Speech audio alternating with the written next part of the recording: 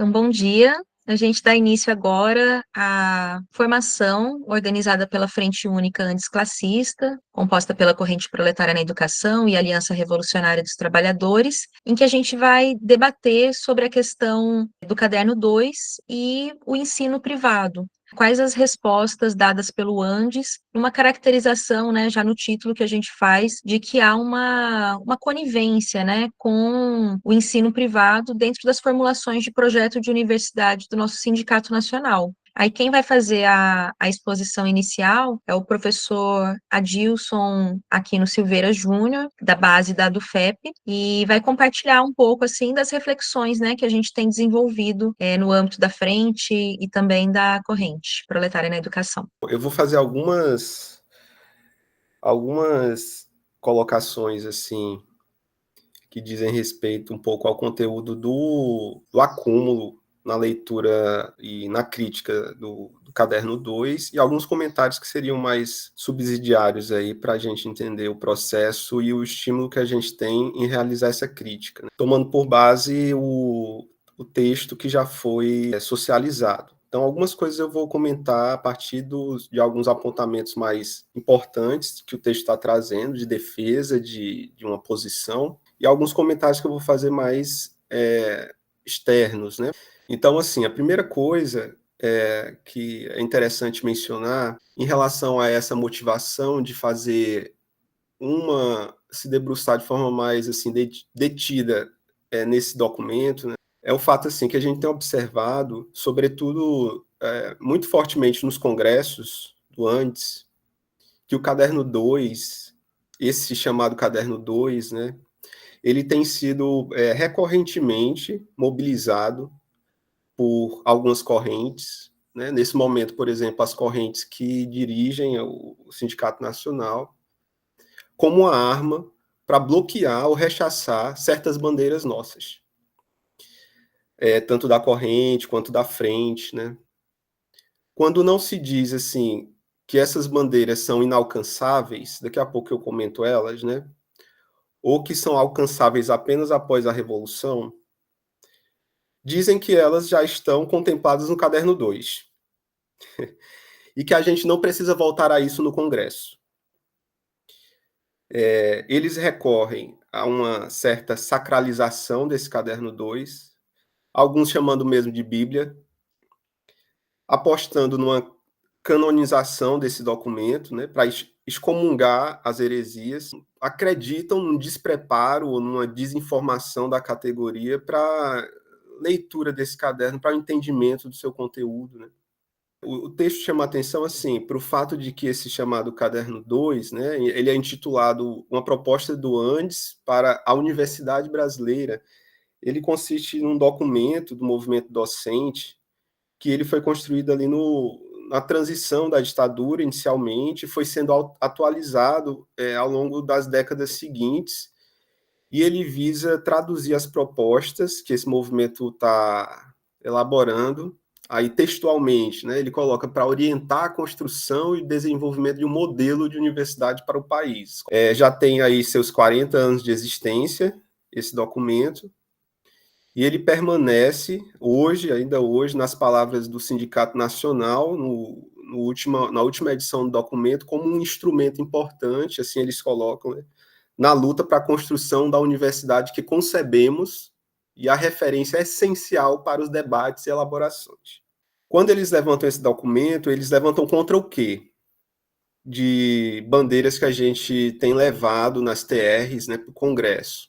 São TRs, basicamente, que a gente leva para os congressos e eles respondem, às vezes, com o Caderno 2, desautorizando as TRs.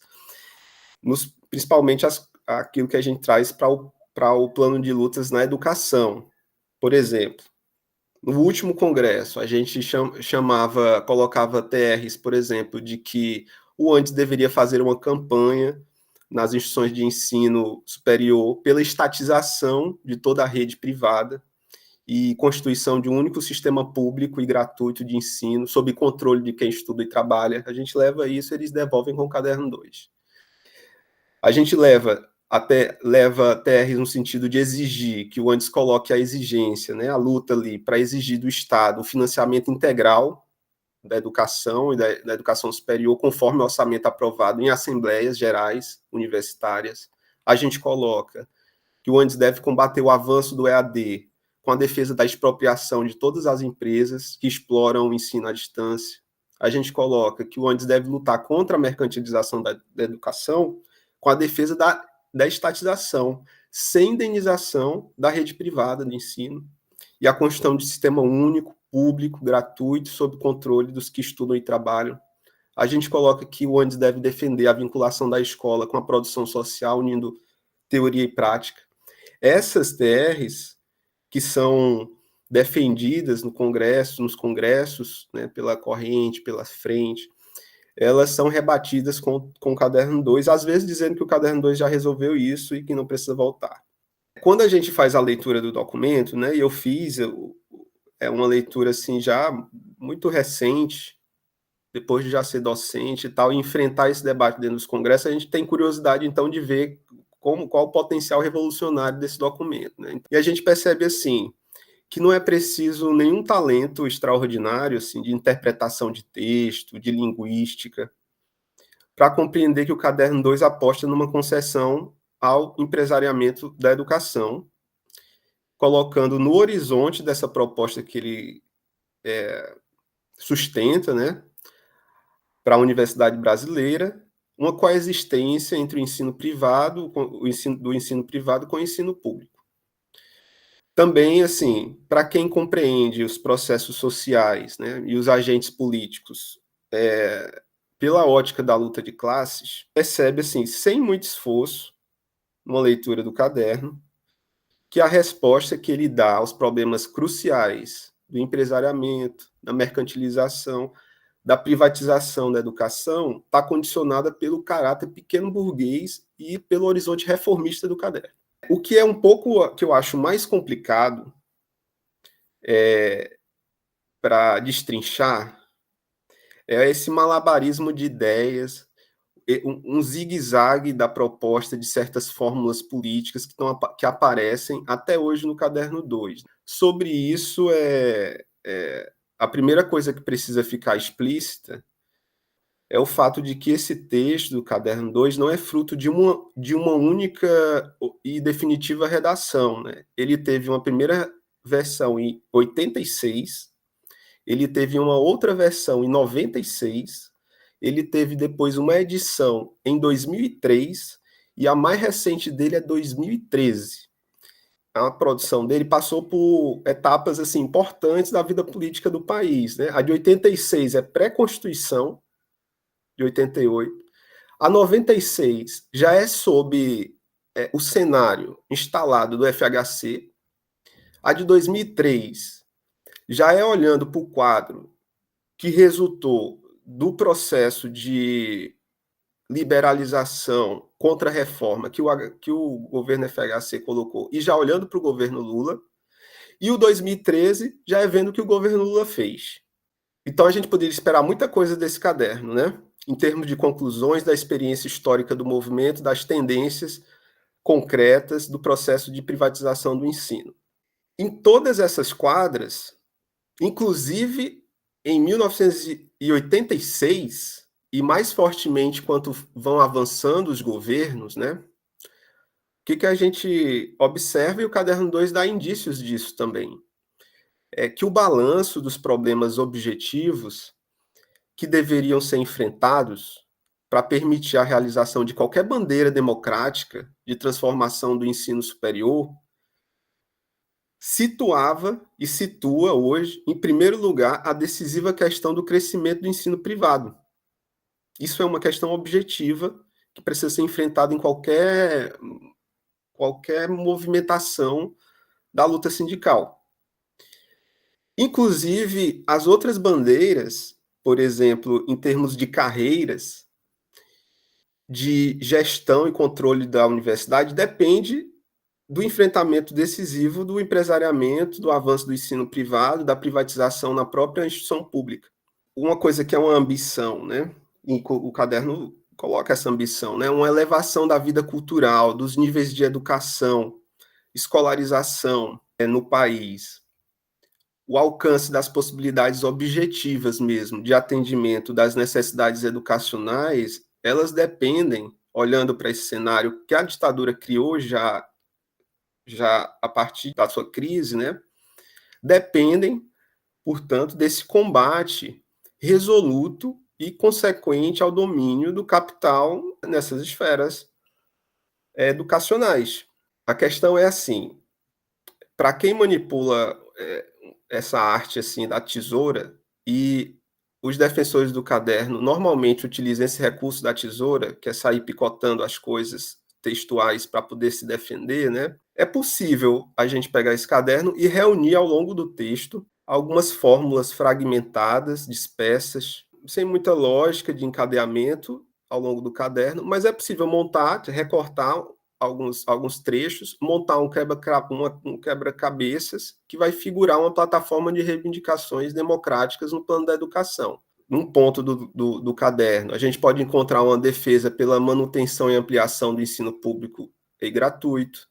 No outro ponto, a gente pode encontrar uma exigência do Estado, que o Estado, por meio desse ensino público e gratuito, contemple o atendimento pleno das demandas por educação. No outro ponto, a gente pode encontrar, inclusive, que, para que isso ocorra, né, se trave um debate, um embate para a criação de um sistema nacional estatal de educação que cumpra essa exigência. A gente pode até encontrar em um trecho ou outro essa ideia de que o atendimento a isso tem que ser arrancado das grandes fortunas, da propriedade concentrada, dos recursos materiais, os recursos materiais que tornarão isso possível, né? E fala de políticas redistributivas, coisas do tipo. É possível a gente encontrar isso. E o pessoal que trabalha na defesa desse projeto, encarnado aí no caderno, faz esses recortes e joga isso para dizer que, portanto, está nesse campo de levantamento dessas bandeiras democráticas na educação, né? Mas, assim, no cenário instalado desde o fim da ditadura, a luta pela defesa de uma educação pública, gratuita e universal e sob responsabilidade do Estado, já no fim da ditadura, a primeira edição do caderno já enfrentava isso, essa coisa. Teria que responder a dois problemas objetivos colocados para o movimento e para a sociedade brasileira e tal. O primeiro era a tendência de expansão do ensino privado. Como que tem que enfrentar isso? Isso já estava colocado como um problema para o movimento, se ele queria uma educação pública, universal e tal. Qual é a resposta que a gente tem que dar à expansão do ensino privado? Um outro problema objetivo que o movimento precisava responder era o fato de que já existia um domínio efetivo e majoritário instalado do setor privado na educação superior no país. Então eram duas coisas, a tendência de crescimento e, por outro lado, uma supremacia já instalada. Como é que responde a isso? Para alcançar essas bandeiras democráticas de universalização da educação. Como é que o Caderno 2, então, se propõe que resolva essa questão? E aí aparece a determinação pequeno-burguesa, o caráter reformista, e considerando as condições históricas que se desenvolvem até hoje, o caráter utópico disso, admitindo a legitimidade do setor privado, é isso que está no caderno, para a oferta da educação. Aí essa é uma tese, a gente admite a legitimidade do setor privado. Reivindica que o Estado, e aí não é um Estado acima das classes, certo? É o Estado burguês que é controlado pela burguesia, pelas classes possuidoras, e não é qualquer Estado, né? Não é o Estado da Inglaterra, não é o Estado da França, é o Estado do Brasil que tinha acabado de sair de uma ditadura. E que estava evidente para todo mundo qual era o caráter dessa burguesia, dessas classes dominantes. Mas, assim, colocava isso. Reivindicar que o Estado assuma o dever de controlar, com rigor, a qualidade desse ensino particular. Era uma outra forma de combater os problemas objetivos para alcançar assim, o atendimento das bandeiras democráticas. E aí é uma ferramenta que apareceu ali já no início dos anos 80, essa ideia de se projetar um padrão unitário de qualidade, que sirva como referência para que o Estado exerça esse controle do ensino superior, forçando, por fim, a elevação da educação privada ao nível de excelência, de autonomia, de condições de trabalho, de definição de carreira, de liberdade sindical, que se almeja também para o setor público. E, em suma, para o conjunto do ensino superior. Esse é o caminho que o Andes deu desde o início, através do Caderno 2, dessa proposta, para resolver esses problemas objetivos. E ele vem repetindo isso, e pior, vem empobrecendo essa plataforma ao longo das edições. E esse padrão único de qualidade, né, o que é que ele ambicionava no final das contas? E aí era a estratégia de combate à expansão e ao domínio do ensino privado na oferta da educação superior. Qual é o cálculo da imposição desse padrão único que o Estado iria colocar para o ensino superior, tanto privado quanto público? Para o lado do ensino privado, o cálculo era esse, que está na racionalidade do texto e dos textos todos do caderno. Era, no fim das contas, tornar o retorno do investimento privado na educação tão impraticável, impondo-se essas altas exigências, né, de qualidade, de critérios não mercadológicos, democráticos, de organização e oferta, através do controle da pressão do Estado, esse retorno se tornaria tão impraticável para o ensino privado que desestimularia o ensino particular ao ponto dele abandonar o terreno e deixar o Estado dar conta de tudo. A ideia é que um dia, o que está por trás dessa lógica, né? E a gente traz o texto, ele tenta esmiuçar um pouco como essa lógica funciona. A ideia é que um dia o ensino privado deixe de existir por desnutrição, definhando lentamente pela ação redentora, salvadora do Estado. O reformismo aí, ele se apresenta cabalmente, né, na confiança também que essa proposta deposita na institucionalidade burguesa, por tabela na própria classe dominante que a gente tem, para solucionar os problemas acumulados pela ação da própria burguesia, porque é o Estado que vai resolver. Ele vai atuar contra a sua própria natureza de classe. Para admitir essa tese, a argumentação no caderno 2, ela projeta, aí a gente vê os malabarismos ideais que são feitos. Ela projeta uma separação e uma independência ao encarar essas agências e esses processos da oferta do ensino superior. Ela projeta, que é uma coisa muito da racionalidade liberal, uma separação e uma independência em face desses agentes do que seria o seu regime de propriedade, o que seria a sua função social e a sua lógica de funcionamento. Como assim? Independente do regime de propriedade, se é capitalista, se é da propriedade privada, se é propriedade coletiva estatal, independente disso, ele pode ter uma função social pública. Independente disso, a lógica de funcionamento dele pode se reger por princípios democráticos, não hierárquicos, não autoritários. Essa é a lógica que está por trás para poder sustentar a viabilidade dessa proposta. Essa é uma lógica, é uma racionalidade que a gente pode encontrar certamente algumas equivalências, por exemplo, no pensamento neoliberal das contrarreformas ali do governo FHC. Para isso, né, ele imputa um conteúdo muito singular à bandeira de educação é o dever do Estado, porque eles levantam essa bandeira e usam o caderno 2 de escudo para dizer que essa bandeira está erguida. Educação é o dever do Estado. Mas o que a gente tem que tirar quando a gente vê toda essa concatenação, né, lógica? O que a gente tira como conteúdo dessa bandeira quando eles levantam essa bandeira? Ela não significa que o Andes está defendendo com essa proposta e exigindo que a educação seja exclusivamente público-estatal. Não é isso. E que, por conseguinte, ele estaria insinuando uma luta pela expropriação do capital privado na educação. Não é isso. Significa tão somente que o caderno confia no Estado para controlar a qualidade do ensino, incluindo aquele legitimamente explorado, né, como um nicho de acumulação capitalista. É isso, é dever do Estado, mas não é que o Estado deve ser público estatal, é que é dever do Estado garantir a qualidade no privado, no público, onde quer que seja. Da mesma forma, resulta esvaziada a premissa de que a educação não é mercadoria. O malabarismo ideológico é esse. Se conclui dessa premissa não que a educação que a gente tem que construir um processo de luta para a educação deixar de ser mercadoria. Não é que a educação não possa ser mercadoria, é que ela não pode ser tratada como mercadoria. É diferente. E a gente vai se utilizar do Estado para que ela não seja tratada como mercadoria no ensino privado, onde quer que seja. Então, é esse malabarismo que tem que ajuda a confundir e a usar, de certa forma, o caderno como subterfúgio para rebater essas bandeiras.